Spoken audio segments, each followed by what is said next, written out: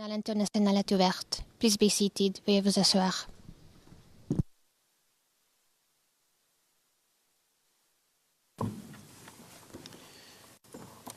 Good morning. Le président, bonjour. Avant de faire entrer le témoin, je souhaiterais communiquer ce qui suit aux parties. Aujourd'hui, nous allons entendre la déposition du témoin expert 606. Demain, nous n'allons pas siéger. Jeudi, nous entendrons le témoin expert 583. Et ensuite, nous nous arrêterons et nous reprendrons le lundi pour que la défense puisse continuer ou puisse commencer à poser ses questions. Donc nous aurons jeudi qui sera consacré au bureau du procureur et lundi et mardi pour les équipes de la défense. Voilà. Maître Shea, Monsieur le Président, excusez-moi, avant l'arrivée du témoin dans le prétoire, je dirais qu'il y a une question d'ordre juridique qui se posait. Je souhaiterais peut-être, ou il serait peut-être plus judicieux que je vous en parle avant que le témoin n'arrive. Cette équipe de la défense n'accepte pas le fait que ce témoin soit considéré comme expert et soit qualifié en tant qu'expert pour venir déposer ici. Pourquoi est-ce que je soulève ceci maintenant? Car il me semble qu'il faudrait que nous ayons à voir dire au sujet de cette question. Parce que pour pouvoir déterminer en l'espèce si cette personne est qualifiée en tant qu'expert pour venir déposer ici, je pense qu'il serait nécessaire que nous lui posions certaines questions au sujet de son domaine de compétences et d'expertise. Voilà quelle est ma suggestion. Nous pourrions avoir une séance de voir-dire au sujet de son domaine d'expertise. Lorsque cela aura été fait et lorsque vous aurez statué, nous pourrons commencer à poser les questions aux témoins de la façon traditionnelle. Le Président, je pense que vous pourrez avoir votre voir-dire, aucun problème, mais nous continuerons et ensuite nous prendrons une décision. Et puis nous prendrons une décision au sujet des qualifications et des diplômes de ce témoin. Maître Shea, très bien, mais nous aurons donc deux séries de questions. Le Président, je comprends donc la première série de questions sur ses qualifications, la deuxième sur le fond. Le Président, Maître Shea, je vous remercie. Le Président, j'avais prévu ceci. J'avais prévu cette solution. Maître Shea, je vous remercie, Monsieur le Président. Le Président, est-ce que l'accusation souhaite intervenir à ce sujet, Monsieur Demirjian? Je pense que c'est une solution qui me semble tout à fait judicieuse. Donc, nous allons d'abord avoir des questions au sujet du domaine d'expertise ou de compétences du témoin, et ensuite, si j'ai bien compris, et ensuite, nous aurons les questions de la défense. Le Président, Maître Knopp, aucune observation. Le Président, Maître Altit? Ça n'a rien à voir et la question est réglée. Je voudrais revenir une seconde, si vous permettez, juste pour que nous puissions nous organiser, à savoir s'il est possible de demander à l'accusation de combien de temps elle aura besoin jeudi pour interroger le témoin. Ça me semble important de manière à ce que nous puissions nous organiser, savoir si nous commençons jeudi et si oui, quand, etc. Avoir juste cette information, s'il vous plaît. We will get that to you after the first break. Monsieur Demirjian, nous le ferons après la première pause. Président, excusez-moi, vous êtes allé un peu trop vite en besogne. Monsieur Demirjian, nous vous transmettrons ces informations après la première pause. Le Président, aujourd'hui? Monsieur Demirjian, oui, aujourd'hui. Le Président, merci. Et de toute façon, je vous demanderai de commencer avec cette première partie qui est préparée, puisque cela a trait au témoin 626, témoin pour lequel vous étiez préparé. Le témoin 583 a beaucoup plus d'éléments à couvrir, certes, mais en partie, cela a quand même à voir avec ce qu'a dit le témoin 626, parce qu'ils l'ont fait ensemble. Et ce que j'avance, c'est que vous êtes préparés pour ceci, parce que le témoin 626 aurait déjà être ici pour déposer. Donc, au cas où vous vous limitez, jeudi, vous pourriez vous limiter plutôt à cela, et ensuite nous poursuivrons lundi.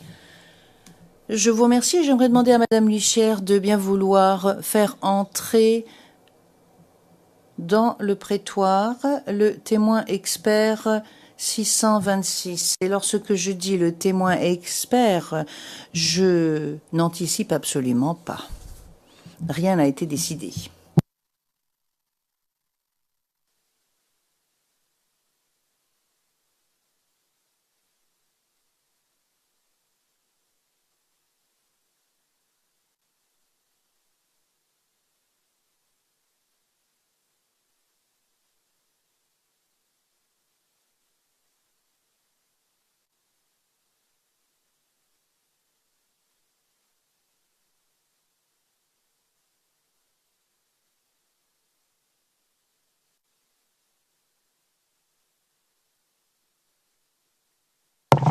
And every single time when you speak, don't forget to turn.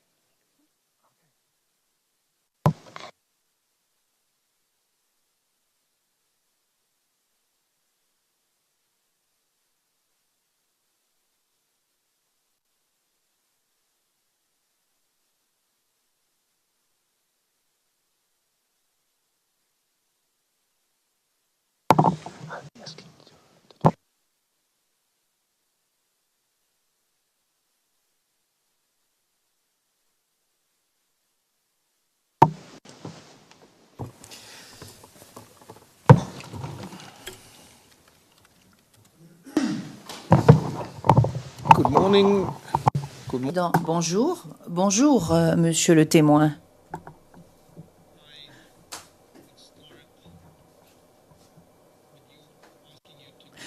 J'aimerais commencer par vous demander de décliner votre identité, nom, prénom, date et lieu de naissance, s'il vous plaît. Réponse, je m'appelle Mario Ruiz Mateos, je suis ressortissant espagnol, je suis né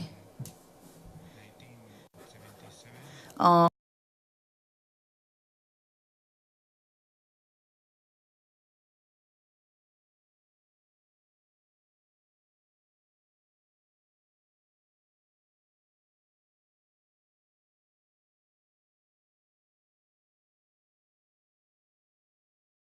en 1977, le 29 mars. Le président, et où résidez-vous? Réponse A, en Espagne, à Madrid. Le président, pourriez-vous nous dire, je vous prie, quelle est votre profession? Réponse, je fais partie de la Guardia Civil espagnole. Je travaille dans le service criminalistique depuis 2003 en tant qu'expert. Je travaille depuis 2004 dans ce département et depuis 2009, je suis le chef du département du département légal pour ce qui est du département image numérique.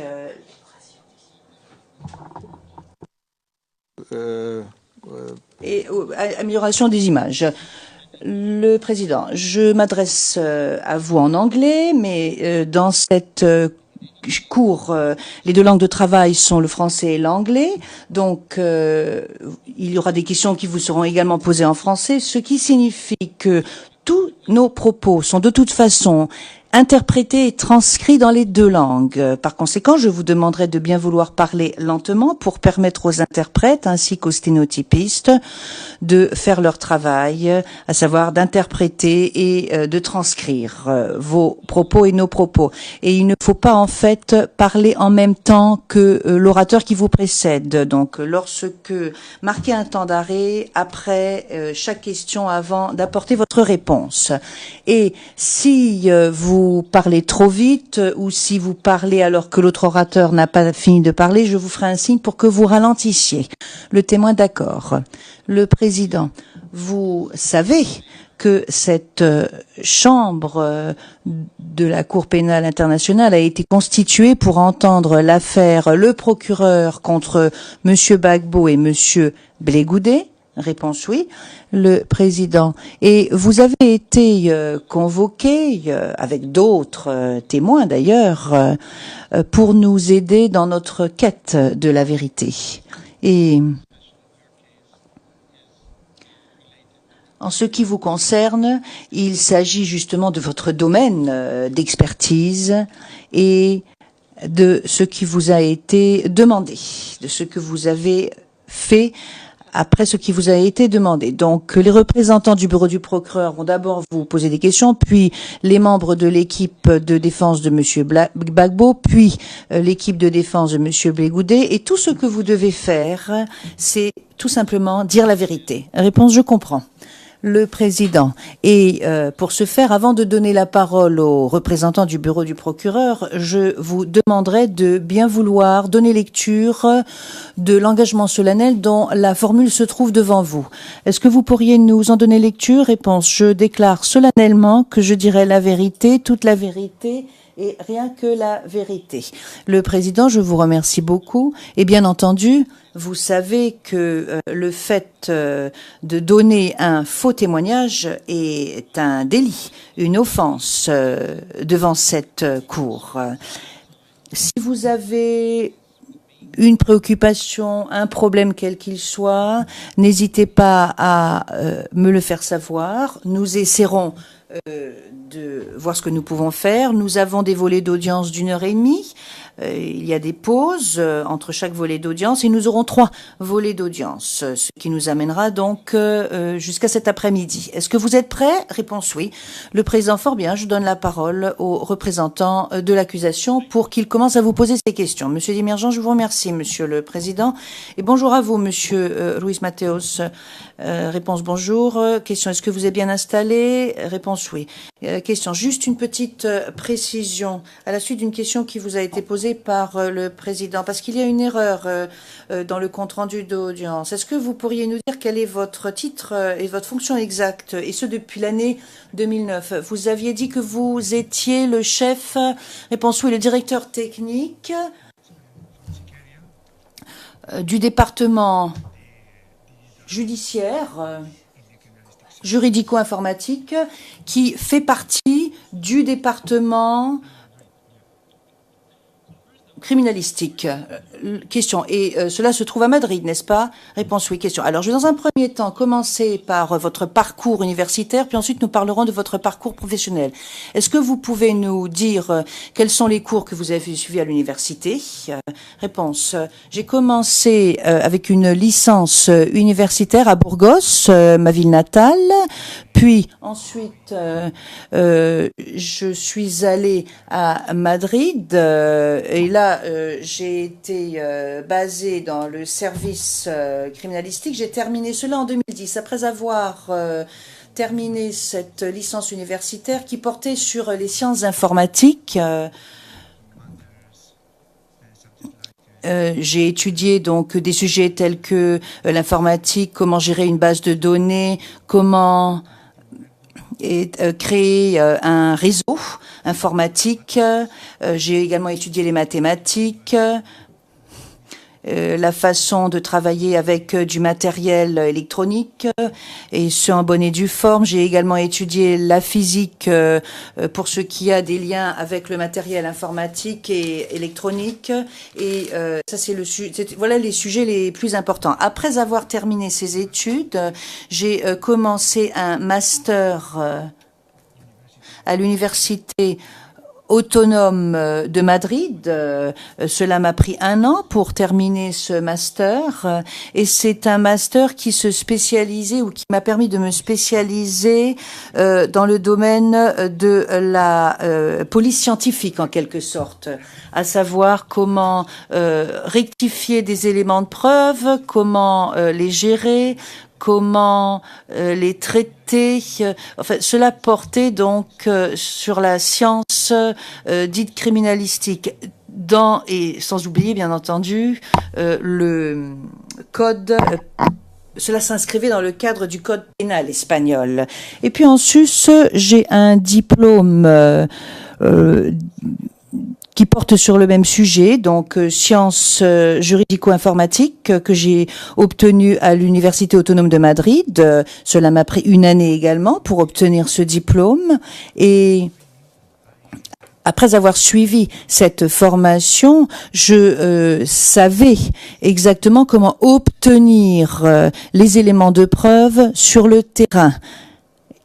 Dans mon domaine et dans d'autres domaines qui ne sont pas forcément les miens, les empreintes digitales par exemple, comment gérer et traiter ce type d'éléments de preuve dits biologiques. Donc, voilà pour ce qui est de l'essentiel de ma formation.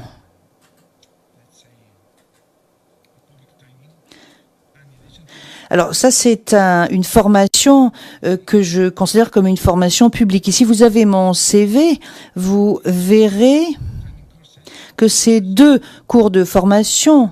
Donc le premier a duré 3 mois et pendant ces 3 mois, j'ai dû étudier plusieurs sujets afin de mener une enquête. Donc il y avait différents types d'enquêtes et ce dans des unités locales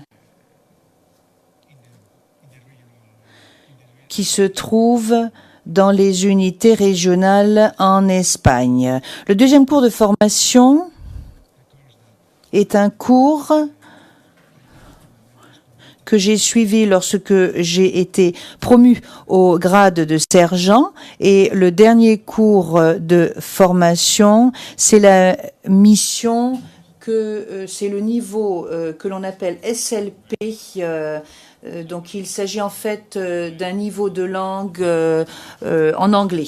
Question. Donc si je comprends bien, le diplôme le plus élevé que vous avez obtenu est un master. Réponse oui, c'est exact. Question. Et est-ce que vous pourriez me dire s'il y avait un sujet ou un thème que vous avez essayé véritablement d'approfondir lors de votre master? Réponse oui. Comme je vous l'ai dit, pendant mon master, nous avons étudié plusieurs sujets qui avaient tous un lien avec les sciences criminalistiques. Et de surcroît, nous avons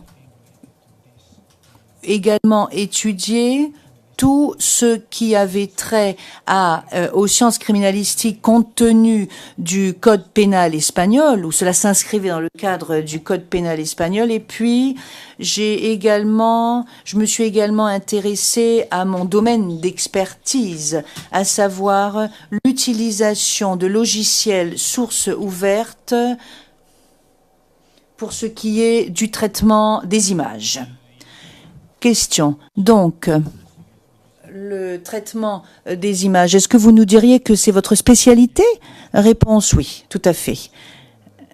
Oui, le traitement des images et le traitement des vidéos pour ce qui est de l'authentification des images et des vidéos. Question, n'oubliez pas de ménager un temps d'arrêt entre mes questions et vos réponses pour les interprètes. Alors, eu égard, un petit moment, je vous prie. Eu égard au logiciel source ouverte que vous avez mentionné il y a quelque temps de cela, il y a quelques minutes, est-ce que vous avez suivi une formation ou est-ce que il s'agissait plutôt d'une formation sur le tas? Réponse non, c'est quelque chose que j'ai appris au cours de mes années de travail dans ce domaine. C'est quelque chose qui, parfois, peut être extrêmement utile pour les unités régionales, car cela leur permet d'effectuer un travail de base dans ce domaine. Question fort bien. Vous nous avez également indiqué que vous avez suivi des formations supplémentaires. Et je vois sur votre résumé, en fait, peut-être que nous pourrions afficher le curriculum vitae à l'intention des juges de la Chambre 0082 03 52. Et vous faites référence à un cours, à une formation que vous avez suivie dans le domaine des enquêtes policières. Qu'avez-vous appris pendant cette formation de façon plus précise? Réponse. Alors, pendant cette formation, vous apprenez la base, à savoir comment mener à bien une enquête, comment effectuer une enquête, quelle que soit l'enquête.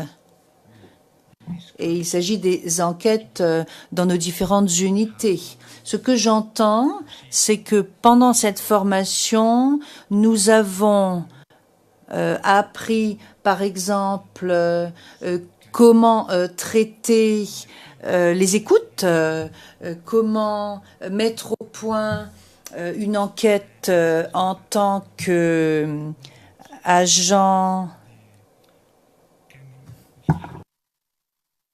unit works.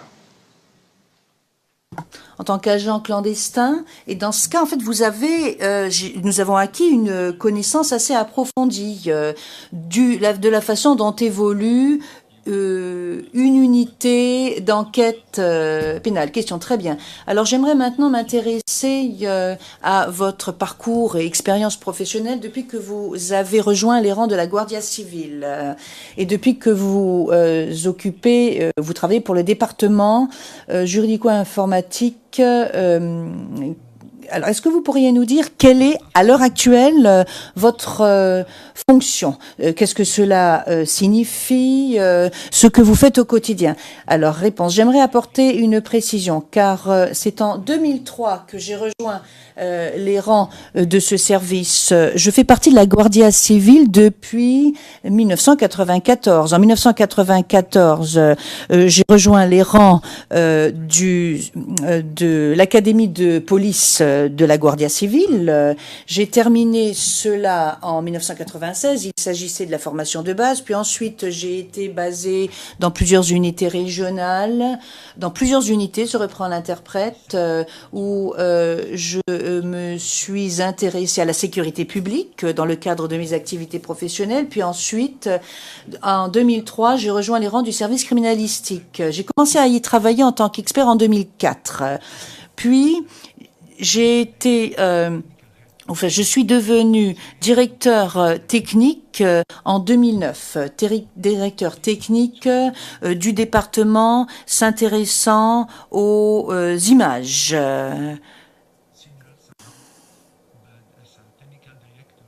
Alors, il s'agit d'une fonction technique, certes, mais en tant que directeur technique, vous devez donc évaluer et analyser tout le travail effectué par les experts de mon unité. Et outre cela, je dois bien entendu m'acquitter de mes fonctions, des fonctions qui sont les miennes en tant que directeur de ce service. Et puis, il y a les ordres du commandant que je dois relayer aux hommes de mon unité. Donc, je suis chargée du développement des procédures. Par exemple, il s'agit de savoir quel sera le meilleur équipement et matériel dont nous aurons besoin pour nous acquitter de notre travail quotidien. Quel est le logiciel qui nous donnera les meilleurs résultats? Quelle est la méthode qui doit être suivie pour pouvoir être en harmonisation avec les autres laboratoires de l'Union européenne et les laboratoires espagnols? Question, vous dites que vous travaillez dans ce département de criminalistique depuis 2003. Est-ce que vous pourriez nous dire approximativement quel est le nombre de rapports que vous avez rédigés pour le département de criminalistique et qui concerne votre travail en matière d'enquête? Réponse. Pour ce qui est des images juridico-informatiques, il y en a plus de 300. J'ai rédigé plus de 300 rapports d'expertise. Mais j'ai participé d'une façon ou d'une autre à d'autres rapports, nombreux. Question. Pourriez-vous rapidement nous dire de quoi traiter ces 300 rapports? Réponse. Ça peut aller de vol au meurtre, aux organisations criminelles, parfois au terrorisme, et parfois des questions liées à l'État.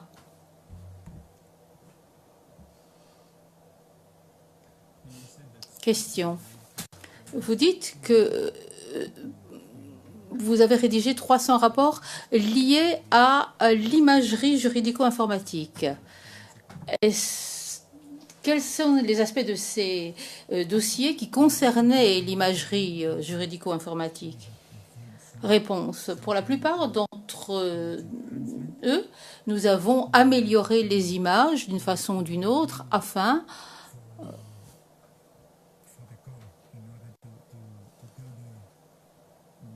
d'avoir une meilleure perception nous permettant de recueillir des informations qui nous viendraient de l'image ou des vidéos.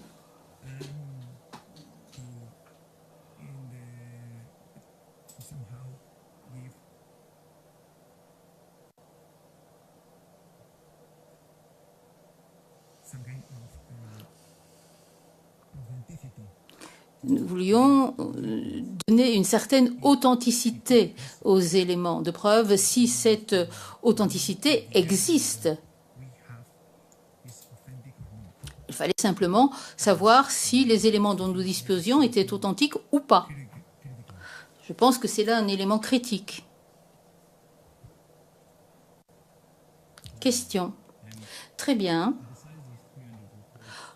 En dehors de ces 300 rapports, avez-vous également dû déposer en tant que témoin expert devant un tribunal? Réponse. Oui, bien sûr.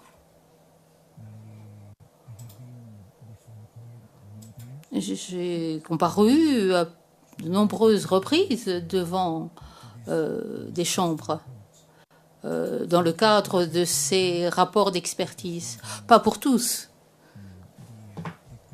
car il est arrivé que la Cour n'ait pas besoin d'un témoignage de notre part pour prendre une décision. Mais je peux dire que plus de 50 fois. Donc j'ai déposé plus de 50 fois devant un tribunal. Question. Et où avez-vous fait ces témoignages? Essentiellement à Madrid ou ailleurs également? Réponse. On essaie d'utiliser un système de vidéoconférence au service criminalistique. Il y a plus de 200 experts. Autrement, on n'aurait pas le temps de faire notre travail d'enquête et de préparer nos rapports d'expertise. Essentiellement, on travaille comme ça, par la vidéoconférence. Mais de temps à autre, s'il s'agit d'une affaire très importante, alors là, il faut se présenter devant la plus haute cour qui se trouve à Madrid.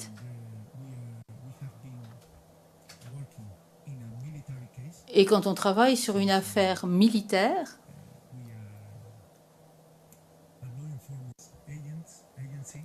car nous sommes une agence chargée de l'application de la loi, mais nous sommes également des militaires. Donc, de temps à autre, nous menons à bien des enquêtes dans un cadre militaire. Là, on doit se présenter devant la Cour. On ne peut pas, alors, procéder par vidéoconférence. Réponse. Question. Très bien. Et vous avez dit que de temps à autre, il y a des affaires importantes. Est-ce que vous avez déjà dû témoigner dans des affaires importantes? Réponse, dans la plupart des cas.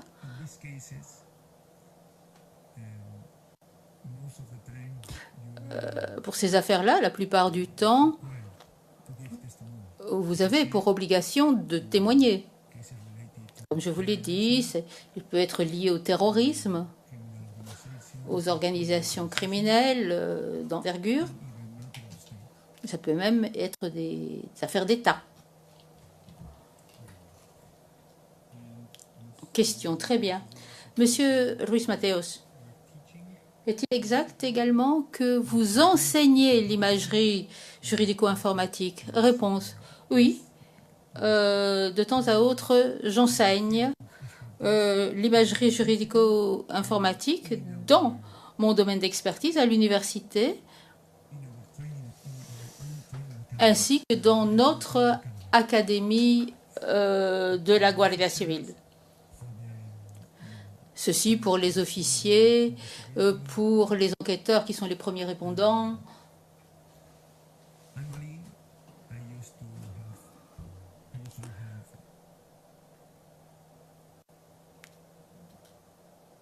Chaque année, j'ai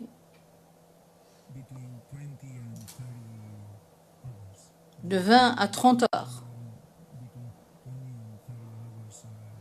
d'enseignement. Question, et dans quelle université est-ce que vous enseignez? Réponse, l'Université autonome de Madrid. L'Université autonome de Madrid et, comme je vous l'ai dit, également dans notre académie, l'académie où sont formés les nouveaux venus, les nouveaux officiers. C'est là qu'ils font leur formation de base. Question, dernière question au sujet de votre expertise. Comment diriez-vous que votre expérience et votre éducation vous ont préparé pour le travail qui vous a été demandé par la Cour pénale internationale? Réponse, je pense que ma formation, mon éducation, mon expertise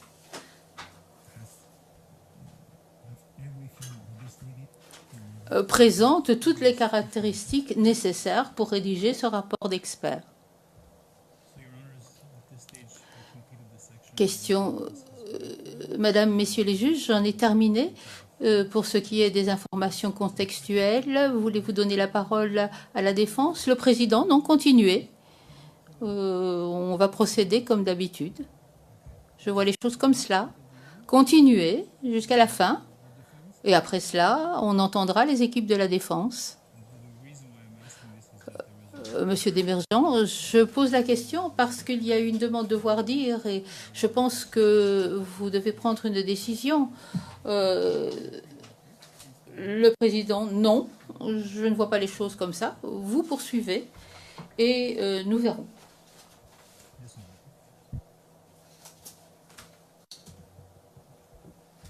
Monsieur Desmergents, un instant, je vous prie.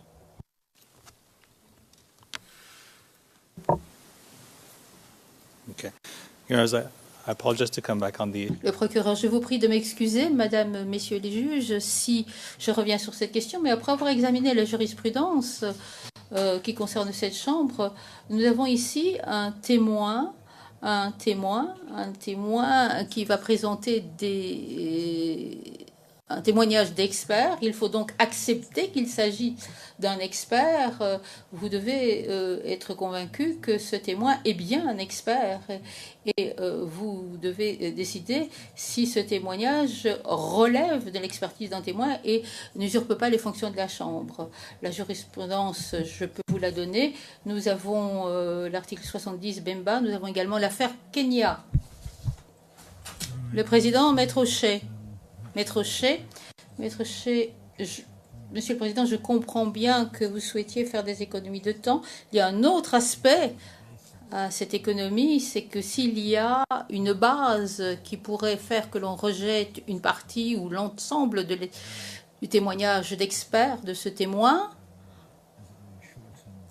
Cela raccourcira d'autant le reste de la procédure. Comme mon éminent collègue l'a fait remarquer, il y a l'autre aspect également qui consiste à savoir très exactement sur quel point cet expert est autorisé à faire connaître son avis devant la Chambre. Donc, en ce sens, c'est pour cela que j'ai demandé à un voir-dire. Mais si Madame et Messieurs les juges souhaitent continuer comme le Président l'a annoncé, eh bien nous procéderons comme cela.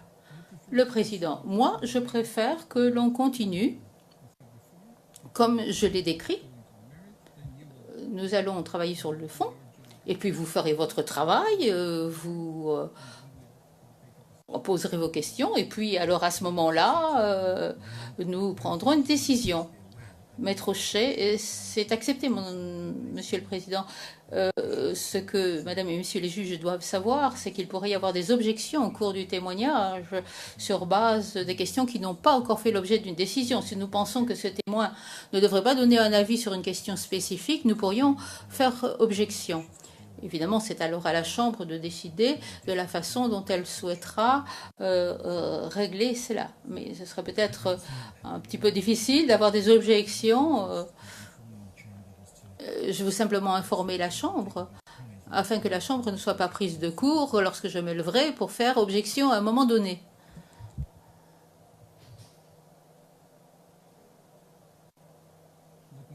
Le Président, nous allons faire une pause de 5 minutes pour consulter mes collègues.